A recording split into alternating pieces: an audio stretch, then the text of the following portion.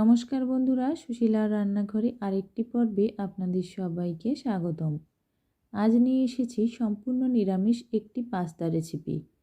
এভাবে তৈরি করলে আপনার পরিবারের ছোট থেকে বড় সবারই ভালো লাগবে। পাস্তা রান্না করার জন্য পাস্তাটা আমি প্রথমে সেদ্ধ করে নেব। একটা হাঁড়িতে গরম জল বসিয়ে দিয়েছি। এবার পাস্তাগুলো দিয়ে দিলাম। গ্যাসটাকে মিডিয়াম টু হাই ফ্লেমে রেখে পাস্তাটা সেদ্ধ হতে দেব। পাস্তাটা সেদ্ধ হয়ে গেছে, এবার নামিয়ে ঠান্ডা জলে ধুয়ে নেব। এবার পাস্তাটা রান্না করব। কড়াই গরম হয়ে গেছে, কড়াইতে আমি 2 টেবিল চামচ তেল দিয়ে দিলাম।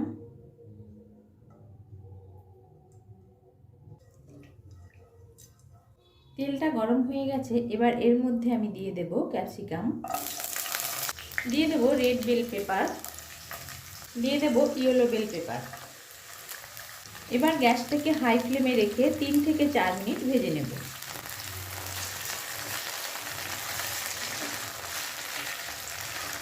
আজকের পাস্তা রেসিপিতে আমি কোনো রকম পেঁয়াজ রসুন বা ডিমের ব্যবহার করছি না।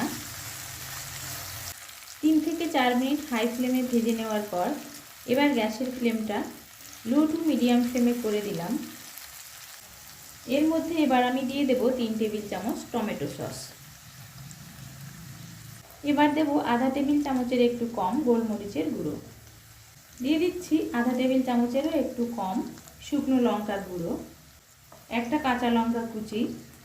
সমস্ত উপকরণ এবার আমি 1 মিনিট নাড়াচাড়া করব।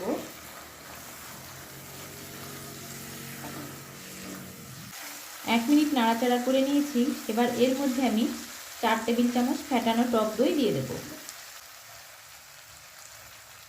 দিয়ে দিচ্ছি আধা টেবিল চামচ চিনি, দিয়ে দেব সামান্য পরিমাণ গরম মশলার গুঁড়ো, আর দিয়ে দিচ্ছি অল্প পরিমাণ ম্যাগি মশলা।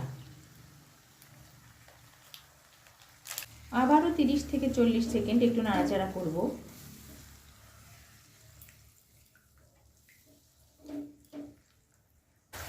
এবার আমি সেদ্ধ করে নেওয়া পাস্তাগুলো দিয়ে দেব। এবার দিয়ে দেব স্বাদ মতো লবণ, দিয়ে দিচ্ছি বেশ কিছুটা পরিমাণ ধনেপাতা কুচি। এবার আমি গ্যাসটাকে হাই ফ্লেমে রেখে 2 থেকে 3 মিনিট ভালো করে সমস্ত মশলার সঙ্গে পাস্তাটা মিশিয়ে নেব।